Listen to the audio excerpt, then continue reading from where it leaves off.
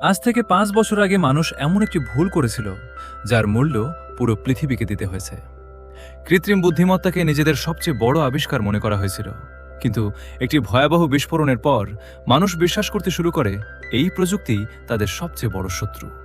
তারপর শুরু হয় এমন এক যুদ্ধ যেখানে মানুষ আর মেশিনের মাঝখানে হারিয়ে যায় মানবতা। কিন্তু যদি সেই যুদ্ধের মাঝেই এমন একটি শিশু জন্ম নেয় যে পুরো ভবিষ্যৎ বদলে দিতে পারে, তাহলে কি হবে? আর যদি সেই শিশুকে হত্যা করাই পৃথিবীকে বাঁচানোর একমাত্র উপায় হয়, তাহলে একজন সৈনিক কোন সিদ্ধান্ত নেবে? আজকের গল্প ঠিক সেই অসম্ভব সিদ্ধান্তের। ভিডিওটি শুরু করার আগে যদি আপনি সিনেমার গল্প গভীরভাবে জানতে ভালোবাসেন, তাহলে এখনই রূপালী কথা চ্যানেলটি সাবস্ক্রাইব করুন। গল্পের শুরু হয় এমন এক পৃথিবীতে যেখানে মানুষ বহু বছর ধরে উন্নত কৃত্রিম বুদ্ধিমত্তা তৈরি করে এসেছে। এই রোবটগুলো শুধু মানুষের নির্দেশ পালন করত না, বরং মানুষের মতো চিন্তা করত, অনুভব করত এবং সমাজের বিভিন্ন কাজে অংশ নিত। কারখানা থেকে হাসপাতাল, সব জায়গাতেই তারা মানুষের পাশে ছিল। কিন্তু একদিন হঠাৎ লস অ্যাঞ্জেলেসে ঘটে যায় ভয়াবহ পারমাণবিক বিস্ফোরণ। মুহূর্তের মধ্যেই লাখো মানুষ প্রাণ হারায়। কোনো নিশ্চিত প্রমাণ না থাকলেও পুরো দোষ চাপানো হয় কৃত্রিম বুদ্ধিমত্তার ওপর।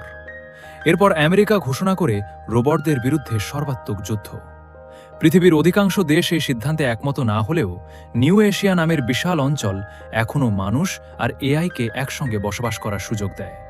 কিন্তু আমেরিকার কাছে এটাই সবচেয়ে বড় হুমকি, কারণ তাদের বিশ্বাস এখানেই লুকিয়ে আছে সেই রহস্যময় বিজ্ঞানী যে নতুন প্রজন্মের এআই তৈরি করছে। এই সময় আমরা পরিচিত হই জোশুয়ার সঙ্গে, একজন দক্ষ স্পেশাল ফোর্স অপারেটিভ যার জীবনের সবচেয়ে বড় মিশন শুরু হয়েছিল 5 বছর আগে।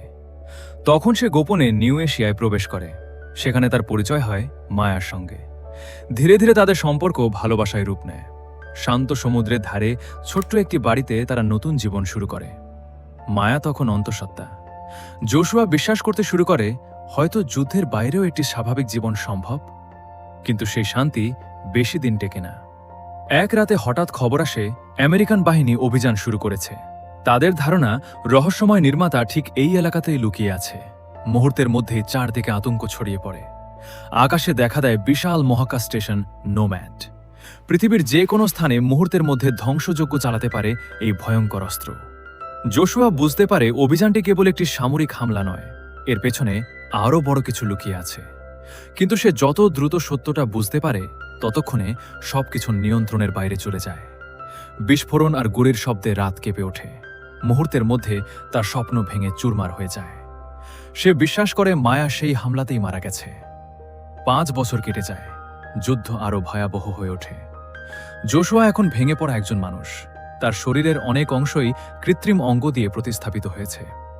ঠিক তখনই আমেরিকার সামরিক বাহিনী আবার তার দরজায় আসে। তারা জানায় এআই এমন একটি নতুন অস্ত্র তৈরি করেছে যা নোম্যাডকে ধ্বংস করতে পারে, আর সেই অস্ত্র খুঁজে বের করার জন্য প্রয়োজন জোশুয়াকে। কিন্তু সবচেয়ে বড় ধাক্কা তখনই আসে যখন তারা প্রমাণ দেখায় মায়া এখনো বেঁচে আছে। এক মুহূর্তে জোশুয়ার সামনে দুটি পথ খুলে যায়।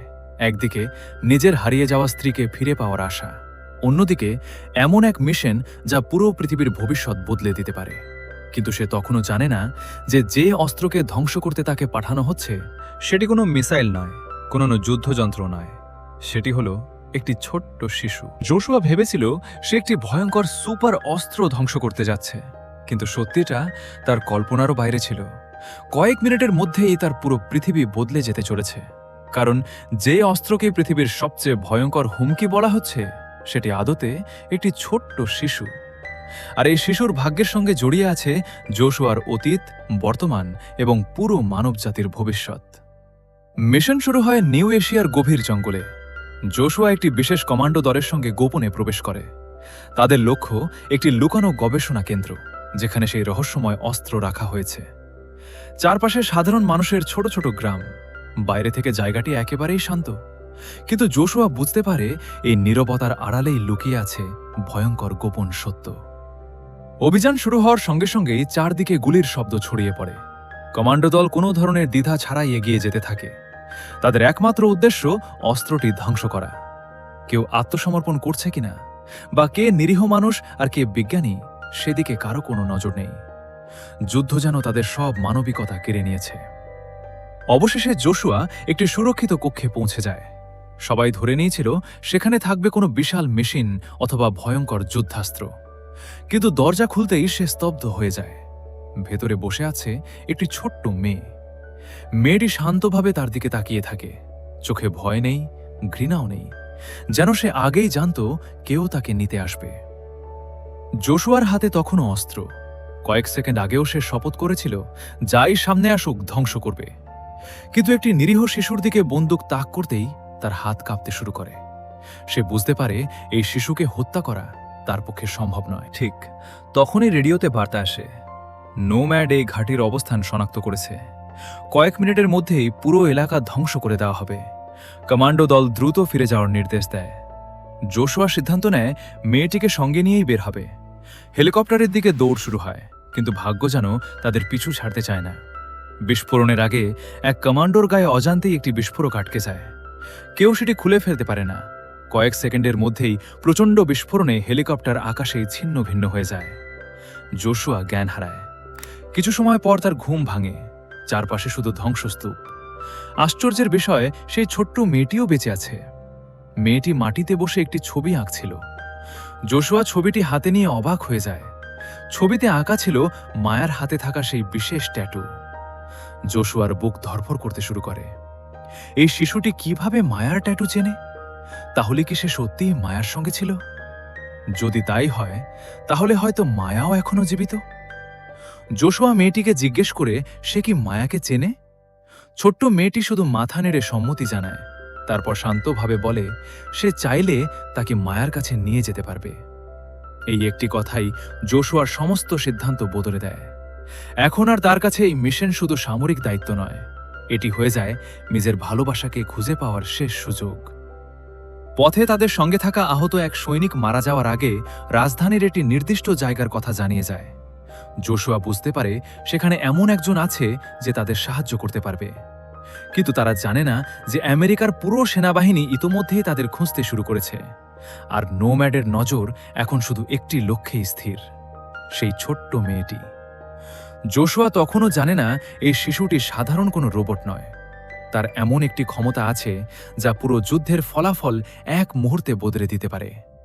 আর সেই কারণেই পৃথিবীর সবচেয়ে শক্তিশালী সামরিক বাহিনী এখন একটি শিশুকে হত্যা করার জন্য সবকিছু বাজি রাখতে প্রস্তুত। ঠিক তখনই দূরে ভেসে ওঠে সামরিক ড্রোনের শব্দ। তারা খুব দ্রুত কাছে চলে আসছে। জোশুয়া আর ছোট্ট মেয়েটি এখন শুধু পালিয়ে বেড়াচ্ছে না, তাদের প্রতিটি পদক্ষেপের পেছনে লেগে আছে পুরো আমেরিকান সেনাবাহিনী। আকাশে নোম্যাডের নজর, মাটিতে সশস্ত্র টহল, আর চারদিকে এমন মানুষ যারা জানে এই শিশুকে ধরিয়ে দিতে পারলে যুদ্ধের মোড় ঘুরে যাবে। কিন্তু জোশুয়া এখনো জানে না যে সে যার হাত ধরে হাঁটছে সে শুধু একটি উন্নত রোবট নয়, সে এমন এক সত্তা যার অস্তিত্বই মানুষ আর কৃত্রিম বুদ্ধিমত্তার সম্পর্ককে চিরদিনের জন্য বদলে দিতে পারে। তারা রাজধানীর দিকে রওনা হয়। পথে বহুবার সেনাবাহিনীর নজর এড়িয়ে যেতে হয়। মেয়েটির আচরণ দেখে জোশুয়া ধীরে ধীরে বুঝতে শুরু করে সে অন্য সব রোবটের মতো নয়। তার মধ্যে আছে কৌতূহল, আছে ভয়, আছে ভালোবাসা বোঝার ক্ষমতা। সবচেয়ে অবাক করার বিষয় হলো সে আশেপাশের প্রযুক্তিকে স্পর্শ না করেই নিয়ন্ত্রণ করতে পারে। একটি বিকল গাড়ি মুহূর্তেই চালু করে দেয়। বন্ধ হয়ে যাওয়া নিরাপত্তা ব্যবস্থা কয়েক সেকেন্ডে অচল করে ফেলে, যেন প্রযুক্তি নিজেই তার কথা শুনছে। এই অদ্ভুত ক্ষমতা দেখে জোশুয়ার মনে প্রথমবারের মতো প্রশ্ন জাগে, যদি এই শিশুকে সত্যিই অস্ত্র হিসেবে ব্যবহার করা হতো তাহলে পৃথিবীতে এতদিনে ভয়ঙ্কর ধ্বংসযজ্ঞ নেমে আসত। তাহলে সে এখনো কাউকে আঘাত করছে না কেন? রাজধানীতে পৌঁছে তারা জোশুয়ার পুরনো বন্ধু ড্রুর কাছে আশ্রয় নেয়। ড্রু বহু বছর ধরে রোবট প্রযুক্তি নিয়ে কাজ করছে। সে মেয়েটিকে পরীক্ষা করে বিস্মিত হয়ে যায়। সে জানায় এই শিশুর ভেতরে এমন এক শেখার ক্ষমতা রয়েছে যা পৃথিবীর কোনো এআই এর মধ্যে আগে কখনো দেখা যায়নি। সে শুধু প্রোগ্রাম অনুসরণ করে না, নিজের অভিজ্ঞতা থেকে শেখে, নিজের সিদ্ধান্ত নেয়, নিজের অনুভূতি তৈরি করে। অর্থাৎ সে একটি যন্ত্র নয়, সে একটি নতুন জীবনের শুরু। জোশুয়া বুঝতে শুরু করে কেন সবাই তাকে এত ভয় পাচ্ছে। ঠিক তখনই আরেকটি ভয়ঙ্কর সত্য সামনে আসে। ড্রু জানায় এই শিশুটি নোম্যাডকে ধ্বংস করতে সক্ষম। জোশুয়ার মাথা ঘুরে যায়। এতদিন ধরে যে মহাকাশ স্টেশন হাজার হাজার নিরীহ মানুষকে হত্যা করেছে, সেই অস্ত্রকে ধ্বংস করার ক্ষমতা এই ছোট্ট মেয়েটির মধ্যে লুকিয়ে আছে। কিন্তু তাদের কথোপকথন বেশিক্ষণ চলতে পারে না। হঠাৎ চারদিক কেঁপে ওঠে। সেনাবাহিনী তাদের অবস্থান খুঁজে পেয়েছে। বাড়িটি মুহূর্তেই ঘিরে ফেলে সশস্ত্র বাহিনী। বিস্ফোরণে পুরো এলাকা কেঁপে ওঠে, গুলির শব্দে চারদিক অন্ধকার হয়ে যায়। জোশুয়া মরিয়া হয়ে মেয়েটিকে নিয়ে পালানোর চেষ্টা করে, কিন্তু বিশৃঙ্খলার মধ্যেই সবকিছু শেষ হয়ে গেছে মনে হলেও জোশুয়ার হাতে তখনও একটি সূত্র বাকি ছিল, মায়ার বিয়ের আংটি। আংটির ভেতরে থাকা ট্র্যাকিং সিগন্যাল অনুসরণ করে সে পৌঁছে যায় সেই সমুদ্র তীরের পুরনো বাড়িতে, যেখানে 5 বছর আগে তার জীবন ভেঙে গিয়েছিল। সেখানে গিয়ে সে আরেকটি চমকে দেওয়া সত্য জানতে পারে। রহস্যময় নির্মাতা, যার জন্য এত বছর ধরে যুদ্ধ চলছে, সে আর কেউ নয়, সে হলো মায়া। যে নারীকে সে মৃত ভেবেছিল, যে নারীকে সে ভালোবেসেছিল, সেই মানুষই পৃথিবীর সবচেয়ে উন্নত কৃত্রিম বুদ্ধিমত্তার স্রষ্টা। কিন্তু সত্য জানার সঙ্গে সঙ্গেই জোশুয়ার ওপর হামলা হয়। মায়ার পুরনো সহযোগীরা তাকে অচেতন করে বন্দী করে ফেলে। চোখ খুলতেই সে নিজেকে দেখতে পায় একটি নৌকায় লোহার খাঁচার ভেতরে। তার সামনে দাঁড়িয়ে থাকা মানুষটি শান্ত কণ্ঠে এমন একটি সত্য প্রকাশ করতে যাচ্ছে যা পুরো যুদ্ধের ভিত্তিকেই প্রশ্নের মুখে দাঁড় করিয়ে দেবে। জোশুয়া এতদিন ধরে বিশ্বাস করে এসেছে মানুষই এই যুদ্ধে ন্যায় বিচারের পক্ষে রয়েছে, আর কৃত্রিম বুদ্ধিমত্তাই পৃথিবীর সবচেয়ে বড় শত্রু। কিন্তু কয়েক মুহূর্তের মধ্যেই সে এমন সত্য জানতে চলেছে যা তার বিশ্বাসের পুরো ভিত্তি ভেঙে দেবে। যে যুদ্ধে সে বছরের পর বছর লড়েছে, সেই যুদ্ধের আসল কারণ যদি মিথ্যা হয়, তাহলে সে আসলে কার জন্য লড়ছিল? খাঁচার ভেতর থেকে জোশুয়ার সামনে দাঁড়ায় হারুন। শান্ত স্বরে সে জানায়, লস অ্যাঞ্জেলেসে যে পারমাণবিক বিস্ফোরণ ঘটেছিল, তার জন্য এআই কখনোই দায়ী ছিল না। সেটি ছিল মানুষের প্রযুক্তিগত ভুল। কিন্তু সেই ভুলের দায় চাপিয়ে দেওয়া হয় কৃত্রিম বুদ্ধিমত্তার ওপর। এরপর ভয় আর ঘৃণাকে কাজে লাগিয়ে শুরু করা হয় একটি নির্মম যুদ্ধ। জোশুয়া প্রথমে এই কথা বিশ্বাস করতে পারে না, কিন্তু চারপাশে থাকা রোবটদের আচরণ দেখে তার মনে সন্দেহ জন্মাতে শুরু করে। তারা প্রতিশোধ নয়, শান্তি চায়। তারা মানুষকে ধ্বংস করতে নয়, বরং মানুষের সঙ্গে সহাবস্থান করতে চায়। এতদিন ধরে যে শত্রুকে সে দানব মনে করত, তারা আসলে নিজেদের অস্তিত্ব রক্ষার জন্য লড়ছে। কিন্তু জোশুয়ার মাথায় তখনও একটাই প্রশ্ন, মায়া কোথায়? হারুন তাকে বলে, যদি সে সত্যিই সব জানতে চায়, তাহলে তাকে তাদের ঘাঁটিতে যেতে হবে। এই সুযোগে জোশুয়া পালানোর চেষ্টা করে। শেষ পর্যন্ত সে আবারও সেই গোপন ঘাঁটিতে পৌঁছে যায় যেখানে ছোট্ট মেয়েটিকে রাখা হয়েছে। কিন্তু ঠিক তখনই চারদিকে সাইরেন বেজে ওঠে। আমেরিকান সেনাবাহিনী বিশাল আক্রমণ শুরু করেছে। জঙ্গলের ভেতর দিয়ে বিশাল যুদ্ধযান এগিয়ে আসছে। আকাশ থেকে নোম্যাড একের পর এক ক্ষেপণাস্ত্র ছুড়ে দিচ্ছে। কয়েক সেকেন্ডের মধ্যেই পুরো এলাকা যুদ্ধক্ষেত্রে পরিণত হয়। রোবট আর মানুষ এবার মুখোমুখি। চারদিকে আগুন, বিস্ফোরণ, ধোঁয়া, মৃত্যুর আর্তনাদ।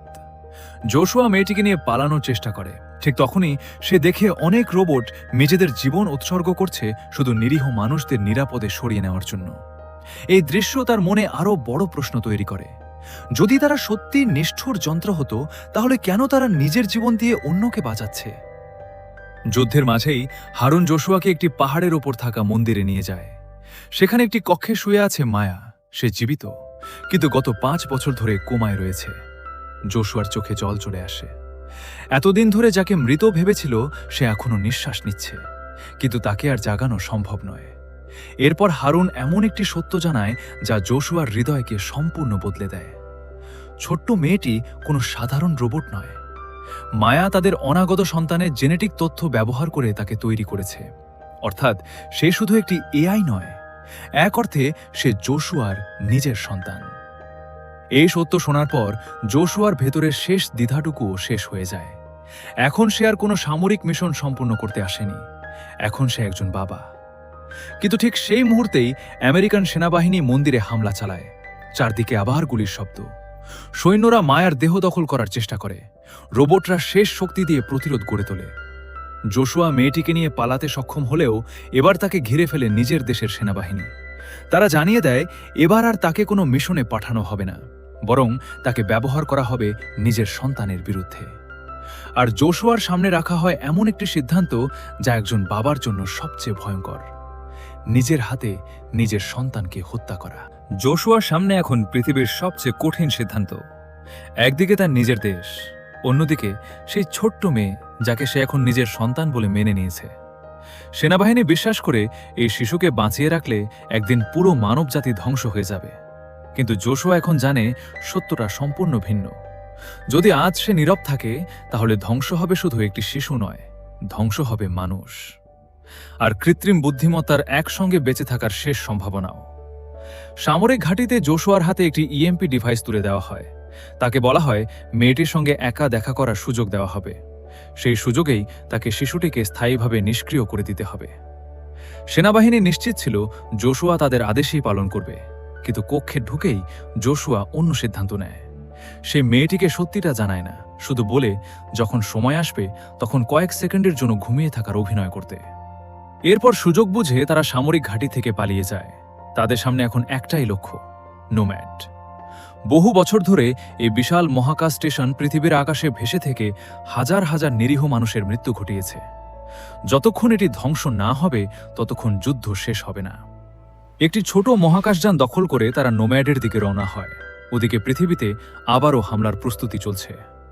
নোম্যাড তার সমস্ত অস্ত্র সক্রিয় করেছে। কয়েক মিনিটের মধ্যেই নিউ এশিয়ার অসংখ্য শহরের ওপর একযোগে আক্রমণ শুরু হবে। সময় প্রায় শেষ। মহাকাশ স্টেশনে পৌঁছে জোশুয়া প্রথমেই সাধারণ কর্মীদের নিরাপদে সরে যাওয়ার সুযোগ করে দেয়, কারণ তার লড়াই মানুষের বিরুদ্ধে নয়, তার লড়াই সেই ব্যবস্থার বিরুদ্ধে যা ভয় আর মিথ্যার ওপর দাঁড়িয়ে আছে। অন্যদিকে ছোট্ট মেয়েটি নোম্যাডের মূল নিয়ন্ত্রণ ব্যবস্থায় প্রবেশ করে। নিজের অসাধারণ ক্ষমতা ব্যবহার করে সে পুরো সিস্টেম কয়েক মুহূর্তের জন্য অচল করে দেয়। এই ছোট্ট সুযোগটুকুই জোশুয়ার প্রয়োজন ছিল। সে একটি ক্ষেপণাস্ত্রের সঙ্গে বিস্ফোরক যুক্ত করে। সবকিছু প্রস্তুত, কিন্তু বিস্ফোরণের আগে সে বুঝতে পারে আর ফিরে যাওয়ার সময় নেই। মেয়েটি একটি ছোট্ট উদ্ধারযানে উঠে যেতে পারবে, কিন্তু সে পারবে না। দুজনের চোখে তখন একই প্রশ্ন, এটাই কি শেষ দেখা? জোশুয়া শান্তভাবে মেয়েটিকে উদ্ধারযানে তুলে দেয়। তার চোখে কোনো ভয় নেই, শুধু একজন বাবার তৃপ্তি যে শেষ পর্যন্ত সে নিজের সন্তানকে বাঁচাতে পেরেছে। কয়েক সেকেন্ড পর প্রচণ্ড বিস্ফোরণে নোম্যাড ধ্বংস হতে শুরু করে। বহু বছরের আতঙ্ক আগুনের গোলায় পরিণত হয়ে আকাশ থেকে ভেঙে পড়তে থাকে। এদিকে উদ্ধারযানে বসে মেয়েটি অসহায়ের মতো জোশুয়ার দিকে তাকিয়ে থাকে। জোশুয়া ধ্বংস হতে থাকা স্টেশনের ভেতর দিয়ে হাঁটতে হাঁটতে একটি গ্রিন হাউসে পৌঁছে যায়। সেখানে সে শেষবারের মতো মায়ের সঙ্গে দেখা করে। মায়ার চেতনা একটি নতুন রোবট দেহে স্থানান্তর করা হয়েছে। তারা জানে আর কোনো অলৌকিক ঘটনা ঘটবে না। তারা একে অপরের দিকে তাকিয়ে থাকে। এত বছরের অপেক্ষা, এত কষ্ট, এত যুদ্ধ, শেষ পর্যন্ত তাদের কাছে সবচেয়ে মূল্যবান হয়ে ওঠে মাত্র কয়েকটি মুহূর্ত। চারদিকে বিস্ফোরণ চলতে থাকে, তবুও তারা পালানোর চেষ্টা করে না। শেষবারের মতো একে অপরকে জড়িয়ে ধরে। আর সেই মুহূর্তেই সবকিছু আলোয় ভরে যায়। পৃথিবীতে নোম্যাডের পতনের সঙ্গে সঙ্গে যুদ্ধের সবচেয়ে ভয়ঙ্কর অধ্যায়ের সমাপ্তি ঘটে। মানুষ প্রথমবার বুঝতে শুরু করে যে শত্রু সবসময় যন্ত্র ছিল না, কখনো কখনো শত্রু ছিল নিজেদের ভয়, নিজেদের ভুল সিদ্ধান্ত আর অন্ধ ঘৃণা। ছোট্ট মেয়েটি নিরাপদে পৃথিবীতে ফিরে আসে। তার সামনে এখন এক নতুন ভবিষ্যৎ, একটি পৃথিবী যেখানে মানুষ আর কৃত্রিম বুদ্ধিমত্তা হয়তো আবার একসঙ্গে বাঁচতে শিখবে। আর জোশুয়ার আত্মত্যাগ ইতিহাসে থেকে যায় এমন একজন মানুষের গল্প হিসেবে, যে শেষ মুহূর্তে বুঝেছিল রক্তের সম্পর্ক শুধু জন্ম দিয়ে তৈরি হয় না, ভালোবাসা, বিশ্বাস আর সঠিক সিদ্ধান্তই একজন মানুষকে সত্যিকারের বাবা বানায়। এই ছিল দ্য ক্রিয়েটর সিনেমার সম্পূর্ণ গল্প। যদি ভিডিওটি আপনার ভালো লেগে থাকে তাহলে অবশ্যই একটি লাইক করবেন এবং এমন আরও সিনেমার গভীর বাংলা এক্সপ্লেনেশন দেখতে রূপালী কথা চ্যানেলটি সাবস্ক্রাইব করতে ভুলবেন না। আবার দেখা হবে নতুন একটি অসাধারণ সিনেমার গল্প নিয়ে।